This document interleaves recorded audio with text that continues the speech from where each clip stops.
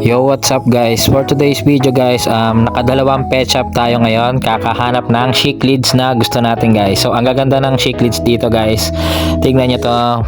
Ito, may mga ano yun? Basta African chick leads guys. Iba-ibang kind nito yan. May yellow prince, may tangerine, may peacock, may blue, basta ganon. May red. Ito, yan di ba? OB peacock yata ito guys, na red. Tapos yan, iba-ibang klase ng chick leads dito guys. Yan, magaganda. Tapos nakadalawang pet shop nga pala tayo guys. So, ito, meron din dito. Yan, magaganda rin dito guys. May chick leads din dito. Ito, may mga danyos.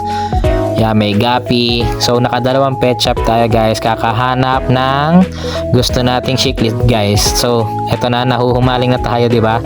Nakakita tayo sa chick leads guys. Gandang-ganda tayo. So, panoorin nyo yung full video natin guys para makita nyo kung ano yung nabili nating chick leads dito guys. Thank you for watching guys. Bye-bye!